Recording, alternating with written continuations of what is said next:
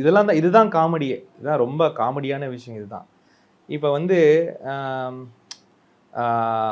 ஒரு ஒரு ஒரு ஒரு ஒரு பாடியில் உங்களுடைய ஷேர் இருக்குல்ல, அது வந்து ரேஷியோன்னு சொல்லுவோம். நீங்கள் எந்த ரேஷியோவில் இருக்கீங்க?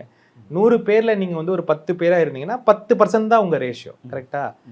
இதே நீங்கள் 200 பேரில் 10 பேராக இருந்து என்ன பிரயோஜனம்? அப்போ 5% தான் உங்கள் ரேஷியோ. ஆனால் உங்கள் குறையிலையே உங்கள் சீட்டு.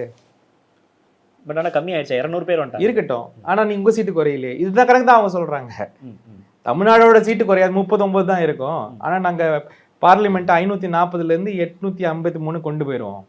இப்போ தமிழ்நாடோட வந்து பாதிக்கு பாதியாக மாறிடுதுல்ல. இந்த மாதிரி விளையாட்டுத்தனமான விஷயங்கள்லாம் மக்களை வந்து முட்டாள் நினைச்சிட்டு பேசுறது, இதெல்லாம் வந்து ஒரு எடுத்துக்க முடியாத ஆர்கியூமெண்ட். உங்களுக்கு சீட்டு குறையாது அப்படின்னா என்ன அர்த்தம்? எங்களுக்கு சீட்டா நாங்க கேட்கறோம், எங்களுடைய சேயை நாங்க கேட்கறோம். 7.1 நம்மளுக்கு இருக்கு, அது அப்படியே தான் இருக்கும், அது எந்த வகையிலையும் மாற்றமே இருக்காது அப்படின்றாரு அண்ணாமலை. இல்ல அவரு மாற்றமே இருக்காதுன்றது எங்களை மட்டுமே சொல்லு. ஒரு ஃப்ராக்ஷன்னா அதுல நியூமரேட்டர் இருக்கணும், டினாமினேட்டர் இருக்கணும். நீங்க டினாமினேட்டரை மட்டும் மாற்ற மாட்டோம்னு என்ன அர்த்தம்? நியூமரேட்டர் என்ன மாறுது அப்படின்ற கேள்வி நம்ம கேட்கறோம்ல.